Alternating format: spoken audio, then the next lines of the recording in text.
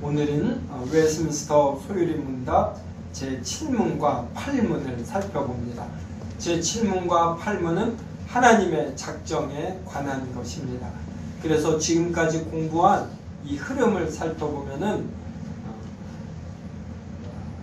교리가 첫 번째 성경을 다룹니다. 우리가 무엇을 판단할 때 무엇에 근거해서 판단하는가, 이런 게 중요하죠. 그래서 우리는 성경에 근거하여 판단한다. 그때 믿음으로 판단한다. 이걸 살펴봅니다.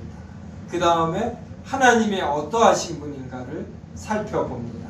그리고 나서 우리가 하나님은 거룩하시다, 영원하시다, 광대하시다, 이러한 걸 살펴보았는데, 이러한 하나님께서 하시는 일을 살펴봅니다. 그때 하나님이 첫 번째로 하시는 일이 무엇이냐면 작정입니다. 작정은 계획, 이렇게 말할 수 있어요. 그런데 우리가 건물을 지을 때도 일하시는 분들이 열심히 일을 합니다. 그런데 무엇에 근거해서 하냐면 설계에 의거해서 합니다. 그래서 사람들이 하는 일도 무엇을 먼저 계획하고, 그리고 이 계획에 근거해서 실행에 옮깁니다. 하나님께서 무슨 일을 하실 때 내가 이러이러한 일을 이렇게 하시겠다, 이러한 것을 작정이라고 합니다. 그래서 오늘은 이 작정에 대하여 살펴봅니다. 그러면 저하고 웨스민스터 소유리 문답 제7문을 묻고 답하겠습니다. 하나님의 작정이 무엇입니까? 하나님의 작정은 자신의 뜻의 계물에 따른 자신의 영원한 목적으로 이로 말미암아 자기 자신의 영광을 위하여 일어나는 일은 무엇인지 미리 정하셨습니다. 주보에도 칠문은 나와 있죠. 그래서 하나님의 작정, 그래서 하나님의 작정은 자신의 뜻, 여기에서 작정이 영어로는 decreese입니다. 그리고 여기에서 자신의 뜻, 그런데 이 뜻이 will. 그리고 이 뜻을 한자로 번역을 하면 의지입니다. 의지. 그래서 하나님께서 내가 무엇을 하시겠다라고 하나님에게서 첫 번째 일어나는 것, 이제 이걸 뜻이라고 하는 거예요. 그런데 우리가 사람들도 내가 뭘 하겠다, 뭘 하고 싶다, 첫 번째 이 마음에 딱 떠오르는 거, 원하는 거, 이게 있습니다. 근데 사람은 이게 어렸을 때에는 말을 자꾸만 이렇게 빱니다. 그 다음에 더 크면 손으로 만지고, 그 다음에 사춘기가 되면은 빵만으로 살지 않다라는 걸 알게 돼요. 이러듯이 이 마음이나 머리에서 떠오르는 생각이나 의지가 있는데, 이게 사람 같은 경우는 어떻게 보면 이 DNA에 프로그램이 되어 있습니다. 그래서 이 사람의 뜻이나 생각, 의지는 자유로운 것이 아니에요. 근데 하나님은 이게 자유롭습니다. 그래서 내가 뭘 하겠다, 또 하시겠다라도 아니고, 그냥 하나님께서 첫 번째로 딱 떠오르는 생각, 이것에 그 다음에 경륜이라고 그랬는데, 이 경륜이 영어로 카운슬입니다. 카운슬. 이 경륜은 계획이라는 뜻도 되고, 이것을 실행하는 능력이라는 뜻도 되고 있어요. 그래서 이 카운슬을 참 번역하기가 쉽지 않습니다. 그런데 보통 계획, 결정, 경륜 이렇게 번역을 하는데, 이제 저는 경륜으로 번역을 했어요. 그래서 하나님의 뜻이 있고, 이 뜻을 어떻게 펼칠까라는 지혜와 계획의 의미를 담은 단어가 이제 경륜이라 생각을 한 겁니다. 그래서 하나님의 작정은 자신의 뜻의 경륜에 따른 자신의 영원한 목적이다. 그래서 내가 만약에 이 세상을 창조하시겠다, 하나님이 이렇게 작정을 하시는 것이죠. 그래서 이 세상을 창조해서 어떻게 내가 뭘 이루겠다, 이러한 것입니다. 그리고 이로 말미암아 자기 자신의 영광을 위하여 일어나는 일은 무엇이든지 미리 정하셨습니다. 자기 자신의 영광을 위한다라는 건 어떤 이기적인 목적이 아니라, 이제 제가 무슨 일을 하면 저는 목사로서 제 명예, 제 영광에 맞게끔 행동해야지 됩니다. 그래서 허투루 행동하면 안 되죠. 그래서 하나님께서 자기 자신의 영광을 위하여 한다라는 건 하나님의 수준에 맞게끔 무엇을 계획하고 이루신다, 이런 말이에요.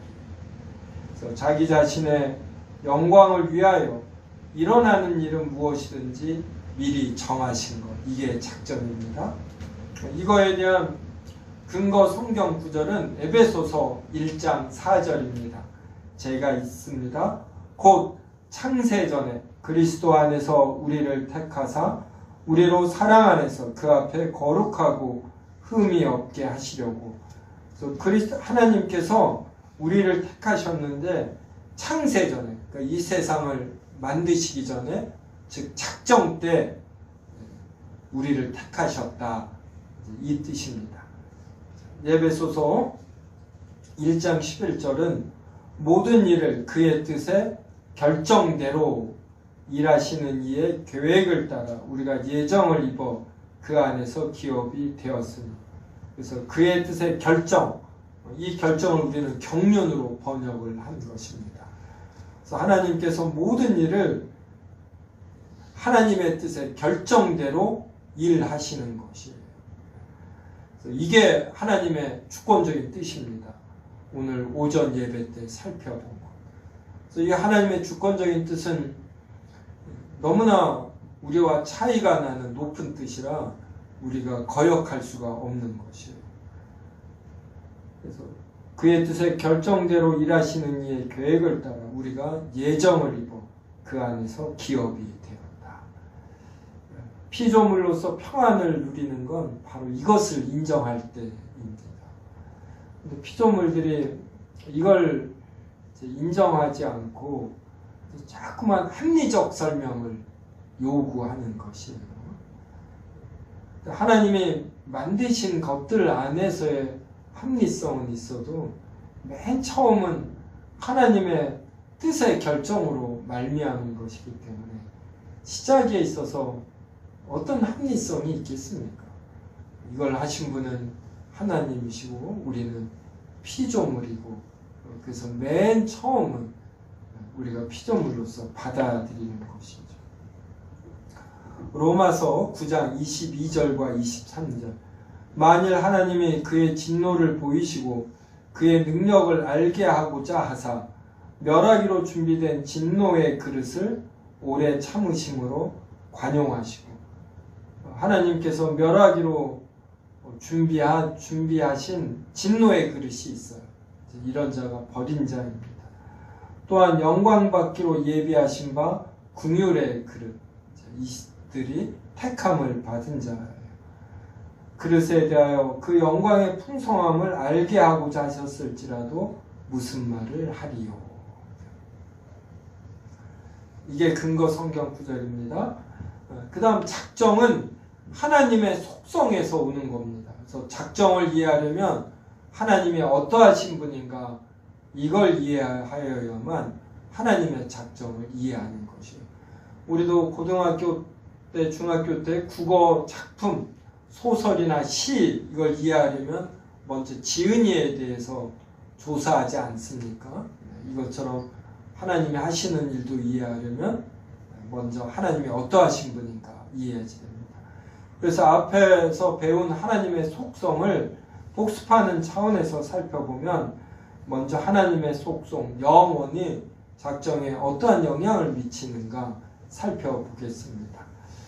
먼저 1번, 삼위일체 하나님의 내재적 사역이다. 그래서 작정은 삼위일 성부, 성자, 성령 안에서 이루어지는 사역이다, 이 말이에요. 즉 시간이 만들어지기 전에 그러니까 피조물을 향해서 하는 것이 아니라 피조물이 만들어지기도 전에 하나님이 생각하시는 겁니다. 그래서 우리가 이 세운교회 성도들 각자를 만들고 언제 태어나게 하자 이런 걸 다 작정하시는 겁니다. 그래서 이 작정에 따라서 때가 되자 우리가 태어나진 것이죠. 그래서 창조는 삼위일체 하나님 밖을 향한 사역이고 작정은 삼위일체 하나님 안의 내재적 사역이다.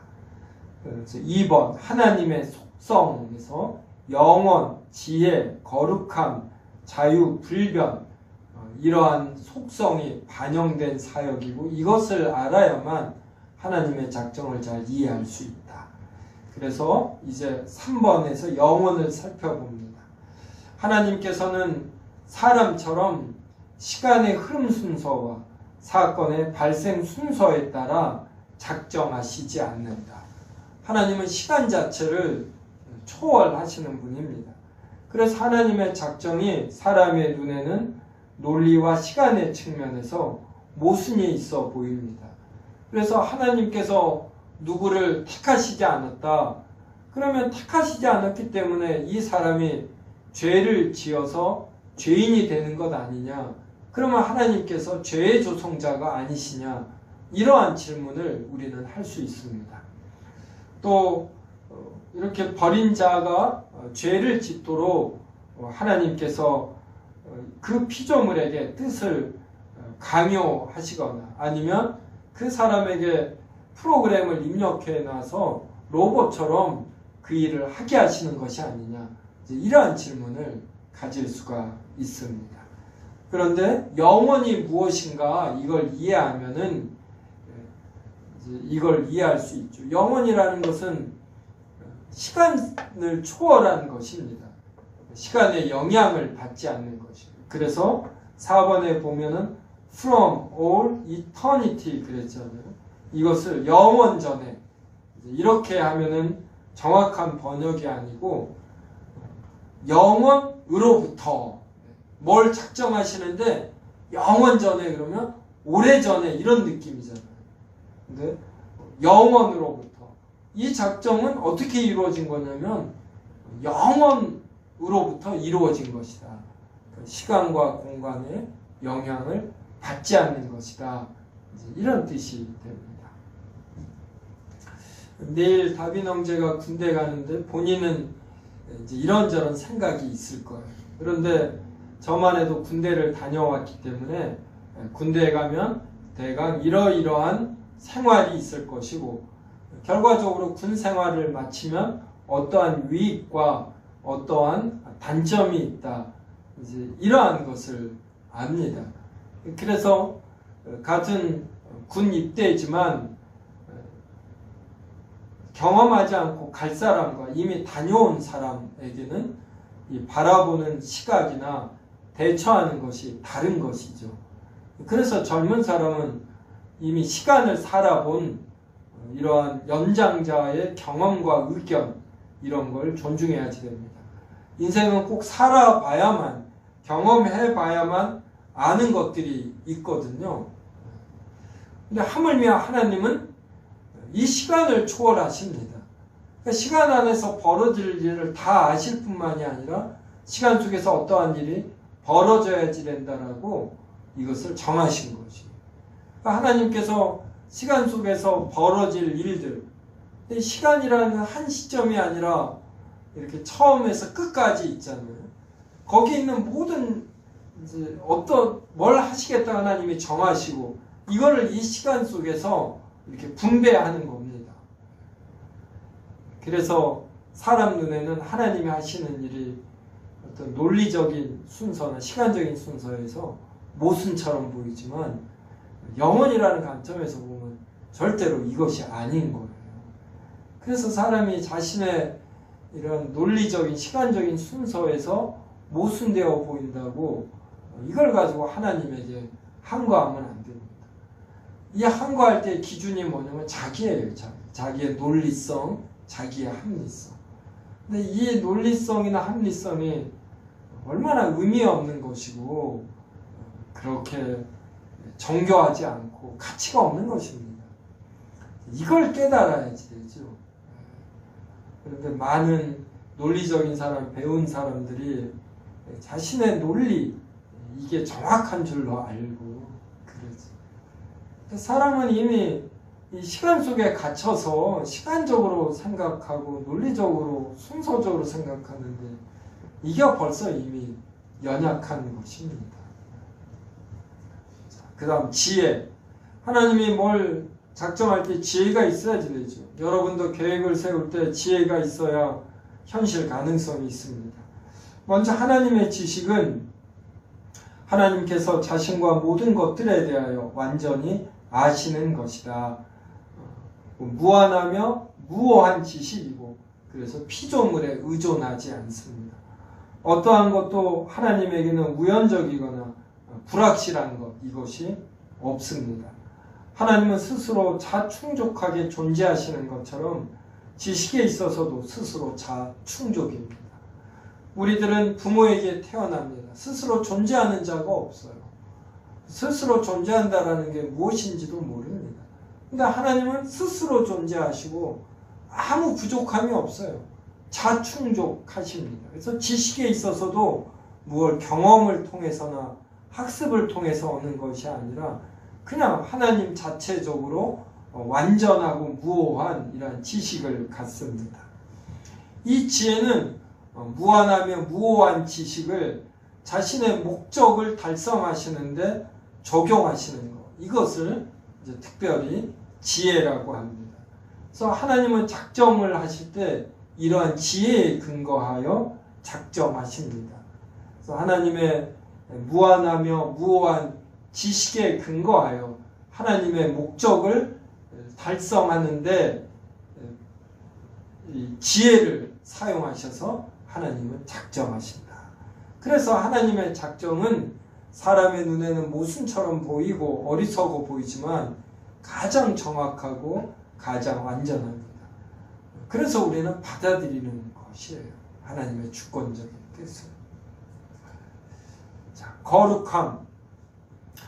이 거룩함이라는 것은 깨끗하다 이런 의미 이전에 태양과 우리에는 엄청난 질적 차이가 있잖아요. 이런 큰 질적 차이를 거룩함이라고 하는 것입니다. 그래서 모든 피조물들과 절대적으로 구별되시는 것, 모든 피조물들과 절대적으로 이렇게 질적 차이가 나게 존재하시는 것, 이러한 것을 위엄 있는 거룩함이다, 이렇게 말을 합니다. 한낮이 되면 뜨거운데 이 뜨거운 빛을 발휘하는 태양은 그 자체 내에 엄청난 핵발전소가 있어요. 계속 핵융합을 통해서 온도가 엄청나게 높아집니다. 그래서 그렇게 멀리 떨어져 있는 태양에서 온도가 워낙 높기 때문에 멀리 떨어진 이 지구에도 뜨거운 빛과 열이 전달이 되는 것이죠. 하나님과 피조물도 너무나 이 커다란 질적 차이가 있어요. 이것을 거룩 있는, 위엄 있는 거룩함, 이렇게 표현을 합니다.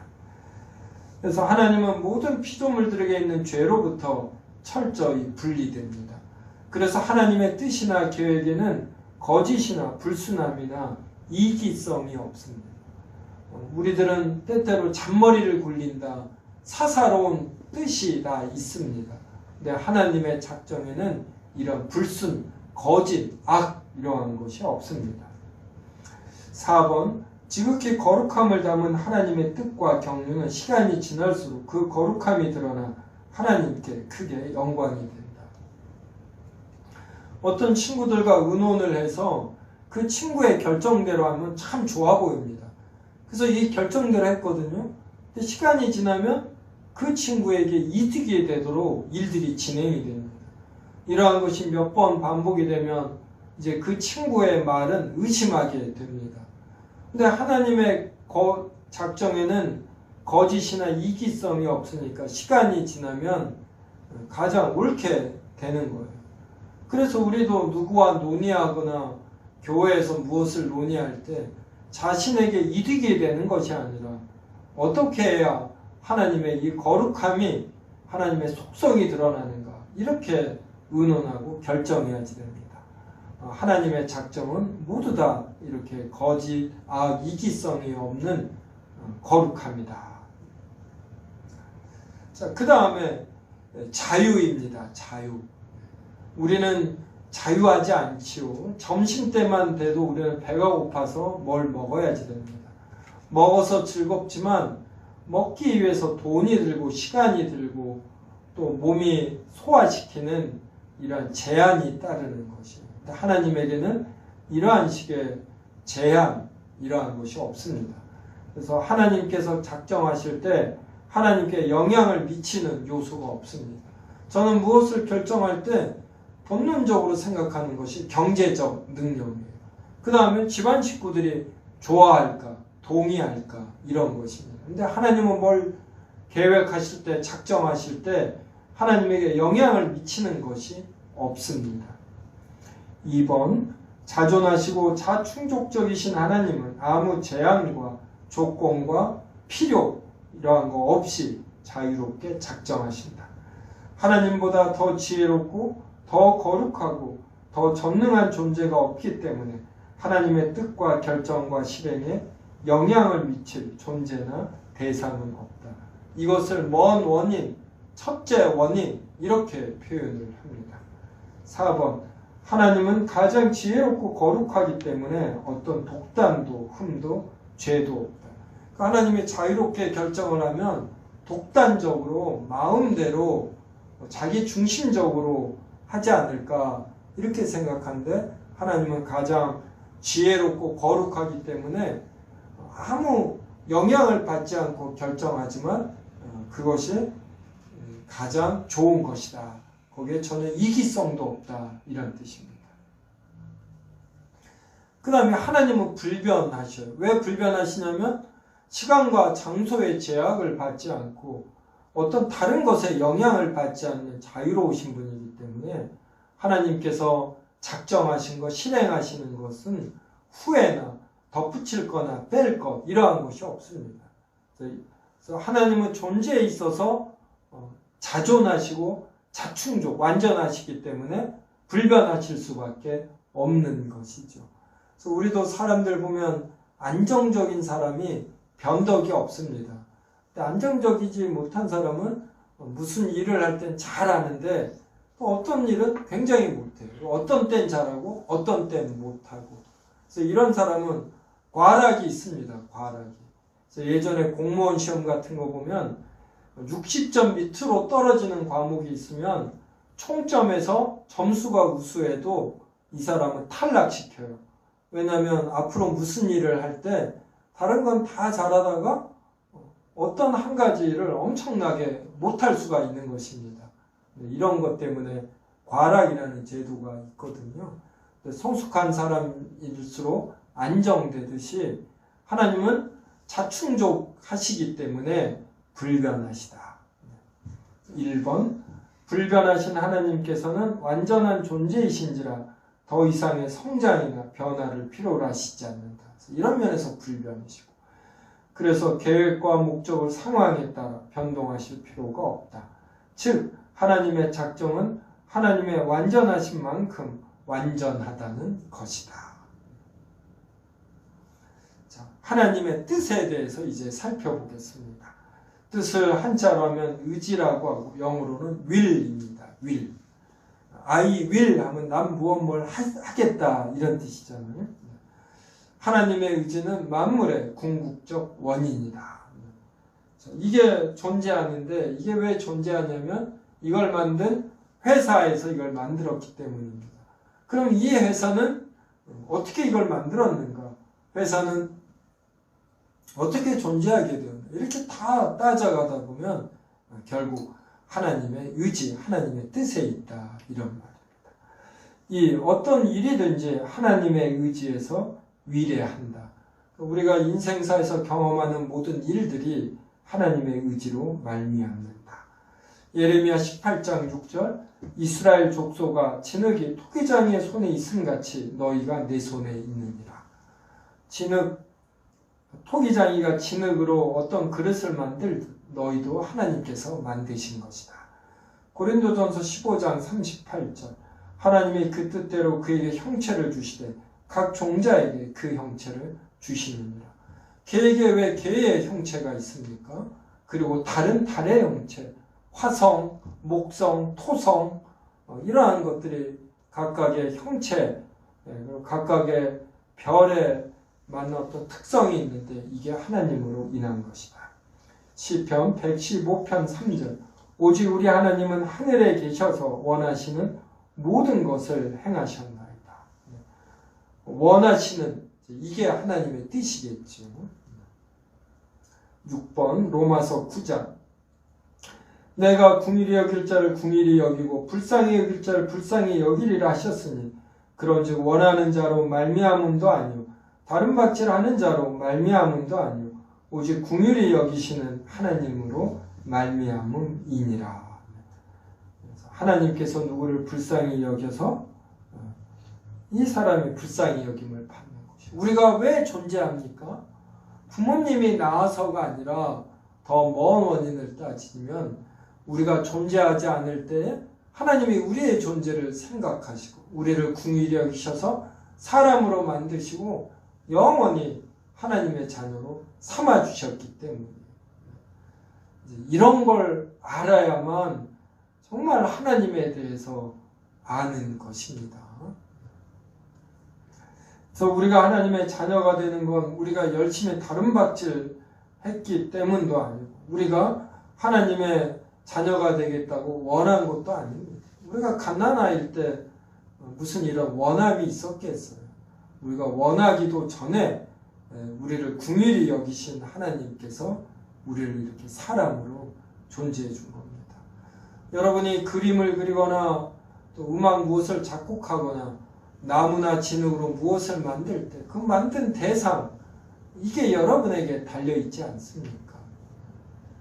사도행전 2장 23절 그가 하나님께서 정하신 뜻과 미리 아신 대로 내준 바 되었거늘 너희가 법 없는 자들의 손을 빌려 못 박아 죽였으나.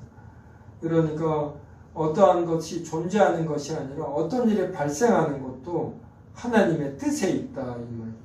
그래서 예수 그리스도가 하나님께서 정하신 뜻과 미리 아신 대로 내준 바 되었다 이런 의미입니다. 자, 그렇다면 하나님은 죄의 조성자가 되시는가? 하나님께서 선택하시지 않았기 때문에 그 사람이 죄를 짓는 것인가? 이거에 대한 답변입니다. 먼저 이사야 45장 7절 보면 나는 빛도 짓고 어둠도 창조하며 나는 평안도 짓고 환난도 창조하느니 나는 여호와라 이 모든 일들을 행하는 자니라. 어둠과 환난과 죄는 좋지 않은 것들이지만 모든 존재물들의 구성 요소에 속합니다. 그래서 하나님께서 어둠도 창조하고 환난도 창조하십니다. 하지만 하나님께서 아담으로 하여금 죄를 짓게 하셔 하나님께서 죄의 조성자가 되시는 것 이것은 아닙니다. 아담은 이게 두 개가 같이 가는 것이에요. 하나님께서 아담으로 하여금 죄를 짓게 하시는 것 이것을 일종의 작정하시고 그런데 아담이 죄를 짓는 건 아담이 잘못으로 아담이 스스로 죄를 짓는 것이다. 이 두 개를 성경은 똑같이 표현을 합니다. 우리는 이 두 개에서 무엇이 더 우선인가 이걸 알고 싶어 하잖아요. 근데 이게 사람의 생각하는 방식이에요. 하지만 성경은 이 두 개를 모순 없이 동시에 표현을 합니다. 4번 아담이나 모든 피조물은 스스로 죄를 짓습니다. 하나님이 죄를 짓게 해서 하나님이 죄의 조성자가 되어 죄를 짓는 것이 아니라 아담이나 모든 피조물은 스스로 죄를 짓는다. 그래서 이것을 신학적으로는 죄의 허용 이렇게 표현을 합니다. 선은 하나님께서 이렇게 작정했다. 어떤 사람이 선을 행하면 이건 하나님께서 선을 하게 하신 겁니다. 근데 누가 악을 행하면 이건 하나님께서 악을 하게 하신 것이 아니라 그냥 허용하셨다. 이렇게 구분을 해서 하나님께서 죄의 조성자가 되시지 않음을 나타냅니다. 하나님께서 죄를 허용하시고 제한하시고 정하시고 통치하시지만 죄의 조성자가 되시는 것은 아니다. 우리는 이제 이렇게 구분해서 표현을 합니다. 6번, 하나님께서 사람들에게 죄를 허용하실 때 그것을 절대 기뻐하시지 않고 단순히 죄의 존재와 활동과 역할을 정하시는 것뿐이다. 이제 부모도 자녀를 키우다 보면 자녀가 계속 졸으면 이게 자녀에게 이제 나쁜 줄 알거든요. 그런데도 이걸 더 막으면 자녀가 어떻게 됩니다. 더 반항적이 되거나 더 우울해하거나 그러다 보니까 성장통으로 허락해야 하는 경우가 있어요. 그래서 실제로 그것을 해보니까 나쁘거든요. 그래서 안 하게 되는 이런 측면이 있습니다. 그래서 부모가 자녀가 범하는 불량한 행동, 죄 이것을 기뻐하지 않지만 허락하는 경우가 있듯이 하나님께서 아담과 모든 피조물의 죄를 허용하실 땐 절대 이걸 기뻐하시지 않고 단순히 죄의 존재, 활동, 역할 이런 걸 정하시는 것뿐입니다. 그래서 하나님이 죄를 싫어하신다는 건 욥기 34장 10절에 하나님은 악을 행하지 아니하시며 전능자는 결코 불의를 행하지 아니하시고 예 나옵니다. 또 요한일서 1장 5절에 하나님은 빛이시라 그에게는 어둠이 조금도 없으시다는 것이니라. 여기서 어둠은 죄 이런 것이죠. 야고보서 1장 13절 사람이 시험을 받을 때에 내가 하나님께 시험을 받는다 하지 말지니 하나님은 악에게 시험을 받지도 아니하시고 친히 아무도 시험하지 아니하시느니라. 그러니까 어떠한 사람이 어떤 시험을 받아서 여기에 빠지거나 이걸 겪어내는 것 이러한 것이 궁극적으로는 하나님에게 있지만 그렇다고 해서 하나님께서 악에게 시험을 받으시거나 또 누구를 이렇게 악으로 시험하시거나 이런 것은 아닌 것이에요. 그래서 하나님이 허락하여 그 사람이 죄를 짓지만 이것은 하나님의 작정이 아니라 하나님의 허락이고 이것은 그 사람이 스스로 죄를 짓는 것이다. 우리는 이렇게 구분해서 표현을 합니다. 그 다음에 하나님이 다 정하시면은 피조물들에게 자유가 있는가? 그래서 제2 원인들의 자유와 우연성에 대해서 살펴봅니다. 1. 사람이 자신의 뜻으로 외부의 영향 없이 자유롭게 행동하는데 그것이 하나님에 의해 작정된다. 그러니까 하나님께서는 작정하시고 각 사람은 자신의 자유로 또 뭘 행하는 것입니다. 룻이 보아스의 밭에 우연히 들어갔잖아요. 그때 룻은 자유롭게 결정해서 들어가는 건데 하나님은 룻의 자유로움을 사용하셔 하나님의 작정을 이루십니다. 이게 하나님의 뛰어남입니다. 그래서 부모도 자녀들을 키울 때 또 훌륭한 교사나 교수는 학생들을 이끌 때에 그들에게 자유를 주면서 그들로 하여금 선한 행위를 하도록 이제 이끄시는 것이죠. 3번 전쟁의 병사가 우연히 활을 쏘았는데 우연히 아하방을 맞췄다. 그러니까 전쟁 중에 어떤 병사가 무심코 활을 쐈어요. 이거는 누가 강압해서가 아니라 그냥 그 사람이 자유롭게 쏜 것입니다. 그런데 이 날아간 화살이 아하방의 갑옷솔기를 맞춰 아하방이 과다출혈로 죽습니다. 이렇게 모두 다 진행하시는 것, 이건 하나님의 능력입니다. 그래서 사람에겐 우연적이지만 하나님에겐 필연이 되는데 이 필연이 하나님의 작정으로 인한 필연이다. 5번 하나님의 필연적인 작정에 의하여 피조물들의 우연성은 제거되지 않고 오히려 확립된다. 이 말은 피조물들의 우연성, 피조물들의 자유 이것은 하나님의 작정을 인해서 제한받지 않고 오히려 확립된다. 그래서 오늘 예배에 참여한 성도님들이 자유롭게 오셨고 또 자유롭게 집으로 가고 자유롭게 무언가를 하는데 이건 절대로 하나님의 작정으로 인하여 자유를 침해받는 것이 아니라 각 성도들이 이러한 자유롭게 행할 수 있음이 확립이 되는 것입니다. 5번 어떻게 이런 일이 가능한지는 피조물의 헤아림과 능력으로는 불가해야 하지만, 즉 이해하기 힘들지만 믿음으로는 받아들여집니다. 6. 그래서 사람도 일하고 사탄도 일하고 하나님도 일하시는데 차원이 다릅니다. 그래서 사람도 자유롭게 일하고 사탄도 자유롭게 일하고 하나님도 자유롭게 일하시는데 이제 차원이 달라요. 사람도 사탄도 억지 수정이 가해짐이 없이 자유롭게 일하는데, 그런데 하나님의 뜻이 관철됩니다. 하나님께서만 자존자와 절대자와 비의존자로서 아무 제한도 받지 않으시며 지극히 자유로우시고 다른 피조물들은 제2 원인으로서 자유롭게 행하는데 하나님의 작정 속에서 자유롭게 행한다. 그래서 하나님의 뛰어나심은 사람들의 자유를 주시며 행동하게 하시는데, 이 모든 자유로운 행동을 종합으로 엮어서 하나님의 뜻을 이루십니다. 이제 이 9번이 중요합니다. 성경은 하나님의 작정과 피조물의 자유와 피조물의 책임, 이것의 우선순위가 어디에 있다라든지 이러한 것을 조화시키려고 하지 않고 그냥 그대로 기술해요. 하나님께서는 정하시고 피조물에게는 자유가 있고, 또 피조물이 죄를 지으면 이건 하나님께서 죄를 조성하신 것이 아니라 이 피조물의 책임이다, 이렇게 표현을 하는 겁니다. 그래서 우리는 이거를 그냥 똑같이 다 인정하고 받아들입니다.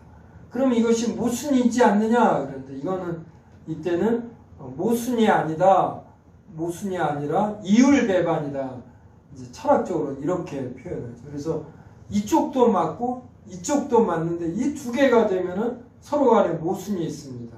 그럴 때 이것을 두 가지의 어떤 법칙이 각각으로는 옳은데 서로에게는 모순이 된다. 그래서 이율배반, 이렇게 표현을 해요.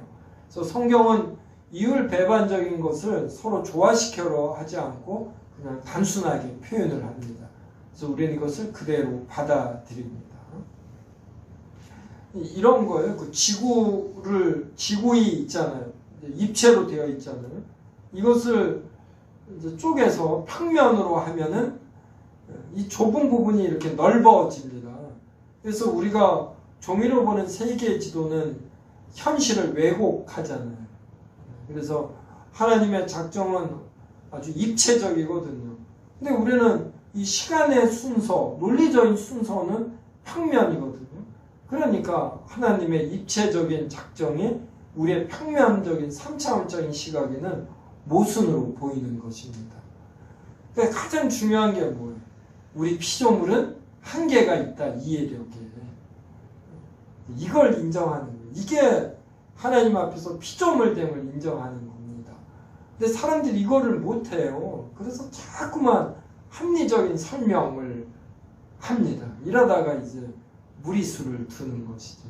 그래서 개혁파 신자가 된다, 이 말은 우리가 교리 공부할 때 첫 번째 성경과 믿음에 대해서 공부한다고 했잖아요. 이것처럼 자신이 얼마나 보잘것없는 피조물인가, 이런 피조물에게 하나님이 뭔가를 할 수 있는 능력을 주셨다, 이러한 감사함으로 시작을 해야지 됩니다. 자, 피조물은 얼마만큼 자유로운가 생각해 봅시다. 새처럼 자유롭게 날아가고 싶다, 이런 표현을 쓰는데 새는 절대로 자유롭지 않아요. 어떤 날개를 가졌느냐에 따라 나는 거리와 높이가 정해집니다. 새 중에 벌새가 있는데 이 날개짓을 초당 52번을 합니다. 52번을 하니까 이 공기가 흐름이 형성이 되어서 이 정지 비행이 가능해요. 모든 새들은 대부분이 이 정지 비행을 못해요. 이렇게 정지된 곳에서 이렇게 있는 거. 그래서 비행기도 헬리콥터는 이 프로펠러가 있기 때문에 정지 비행이 가능합니다. 다른 것들은 계속 이렇게 순항을 하는 거잖아요. 그리고 새들도 어떤 새는 공중을 날다가 바닷속에 있는 물고기를 보고서 이렇게 물속에 잠수해서 물고기를 잡고 다시 날아오릅니다. 이게 평범한 것 같지만 날개가 물에 젖으면 무거워지잖아요. 그러면 이렇게 날개짓을 해서 나는 거, 이게 얼마나 힘듭니까? 그런데 물속에 들어가는 새들의 날개는 전부 다 방수가 돼요. 그래서 꼬리 부분이나 이런 데에서 이 기름이 나옵니다. 아니면 이런 걸 바르지 않아도 기름이 나오고. 그래서 자체적으로 방수가 되는 거예요. 그래서 물속에 들어가도 날개, 이게 가능합니다. 그래서 저는 동물의 세계를 좋아하는데, 이게 뭘 날 수 있다라는 것이 평범하지 않은 걸 아니까 이렇게 다 궁금한 거예요. 그러면 이걸 또 대부분 설명을 해줍니다. 그래서 새들 중에 지금 새 이름을 제가 잊어버렸어요. 가장 멀리 오랫동안 나는 새가 있어요. 날개가 얼마나 큰지 모릅니다. 이 새도 이제 물고기를 잡아먹는데 결정적 단점이 뭐냐면 물이 날개에 닿으면 그 다음부터 날지를 못해요. 그래서 얘네들은 물고기를 잡아먹을 때 날개가 물에 닿지 않도록 이 부리로만 탁 잡아먹습니다. 그러다가 잘못 실수로 날개가 물에 젖으면 그 다음부터 날지 못해요. 그래서 그 엄청나게 큰 새가 죽임을 당합니다. 그래서 새는 절대로 자유롭지 않아요. 그래서 모든 피조물은 그 뜻대로, 하나님 뜻대로 주어진 그 범주 내에서 자유를 누리는 겁니다. 근데 이 자유를 사람들이 거부하는 거예요. 그래서 나에게 왜 이러한 자유를 주시지 않느냐?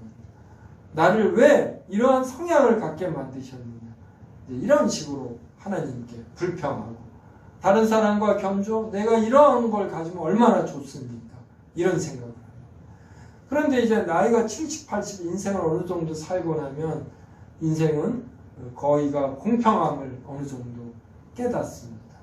그러면서 하나님 앞에 특히 신앙인들은 다 무릎 꿇고 항복하게 되는 것이죠. 내가 하나님 앞에 뭘 요구할 것이 없고, 나에게 생명 주신 것, 또 한 생에 살게 함을 전적으로 감사하는 것이죠. 우리가 작정을 배운다, 하나님의 속성을 배운다 라는 건 바로 이런 걸 알기 위해서입니다. 근데 이런 부분은 가만히 두고 하나님께서 나를 축복하셔서 내가 잘 살게 되었다, 이런 것들만 배우게 되면은 우리의 신앙이 이렇게 깊이 먼 원인의 관점에선 형성되지 않습니다.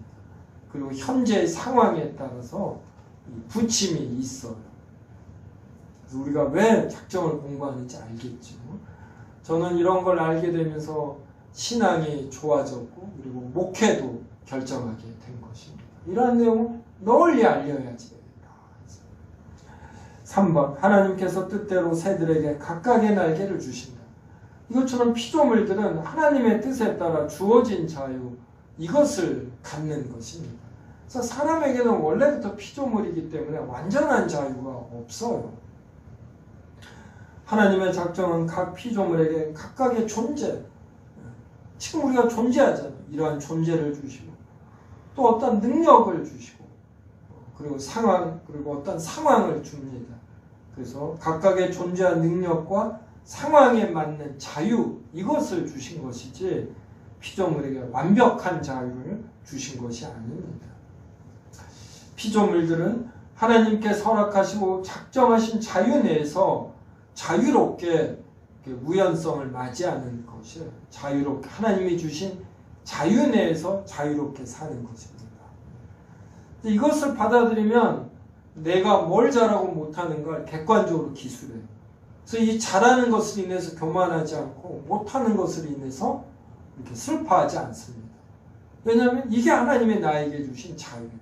나에게는 1달란트 주셨고, 누구에겐 2달란트, 누구는 5달란트 줬어요. 그럼 5달란트 받은 자는 하나님이 주신 이 능력을 갖고 2달란트, 1달란트 받은 자를 섬기는 겁니다. 5달란트 가지고 자기를 위해서 쓰는 게 아니에요. 그래서 돈을 많이 벌면 사회에 환원하고 교회에 헌금하고 이러는 것이에요.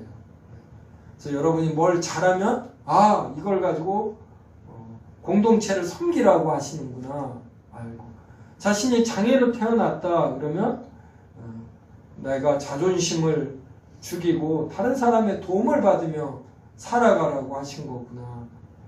이렇게 생각하고 열등감 가질 필요 없어요. 도움받는 걸 너무 뻔뻔하게 여기면 안 되지만 너무 부담스럽게 여겨도 안 되는 것입니다.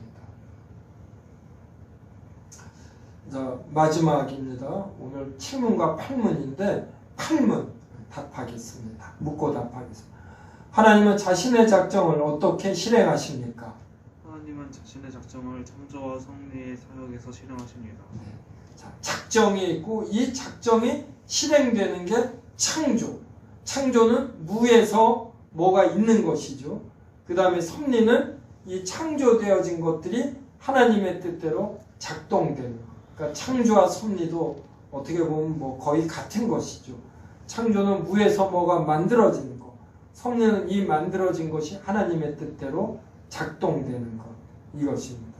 그래서 작정은 하나님의 삼위일체 하나님의 내재적 사역, 그리고 창조와 섭리는 하나님이 이제 비로소 밖을 향한 사역을 하는 것입니다.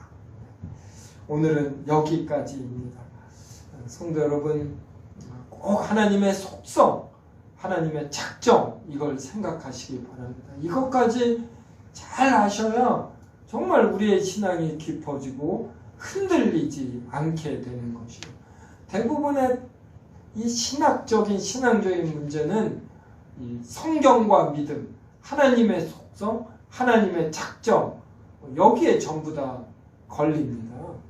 이단들이 전부 다 여기에서부터 걸려지고 또 이렇게 되는 것이에요. 그래서 이제 창조 같은 거 하면 참 재밌습니다. 별로 어렵지도 않고.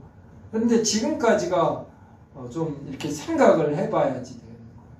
근데 바로 이런 것이 너무나 귀하기 때문에 종교개혁 때 이러한 부분을 가지고 엄청나게 로마 가톨릭과 이단들과 싸운 것입니다. 그래서 이 맛이나 가치를 알면 이게 너무 재밌어요. 저는 이게 너무 재밌고 너무 귀하고 이런 걸 알겠어요. 우리 세운교회 성도들은 이 가치 알고 좀 이해될 때까지 뭐 2번, 3번 이렇게 동영상 보시면서 잘 익히시고, 또 제가 이미 소유리 문답, 또 하이델베르크 교리 문답, 또 전적 부패, 전적 은혜, 칼뱅주의 5대 교리, 이러한 데에서 이것들을 또 잘 설명해 놨으니까 이러한 책도 읽으시기 바랍니다. 그럼 제가 기도하고 오후 예배에 마치도록 하겠습니다. 하나님, 오늘은 작정을 공부하면서 내가 왜 존재하게 되었는가 알게 되었습니다. 나는 아무것도 없는 그냥 무였습니다. 그런데 하나님께서 영원으로부터 나의 존재를 생각하시고 또 제가 존재할 수 있도록 시간과 공간과 다른 모든 피조물들을 만드셨사옵니다. 나 하나를 위해서 이런 엄청난 일을 하신 분이 하나님이시고, 또 내가 죄를 지어 죽게 되었을 때 유일하게 나신 독생자 예수 그리스도를 우리에게 주셨사옵나이다. 이러한 하나님의 엄청난 사랑과 능력이 바로 하나님의 작정을 통하여, 하나님의 속성을 통하여 확인되게 되옵나이다. 이렇게 귀한 내용을 담고 있는 하나님의 속성과 하나님의 작정을 잘 이해하여, 성경을 잘 이해하고 나를 사랑하고 또 하나님의 큰 상으로 지음을 받은 타인들도 사랑하게 하여 주시옵소서. 또 나에게 있는 능력들, 이걸 우월감과 열등감으로 바라보지 않고 하나님의 뜻으로 알고 그에 맞추어 만족하며 넉넉히 살게 하여 주시옵소서.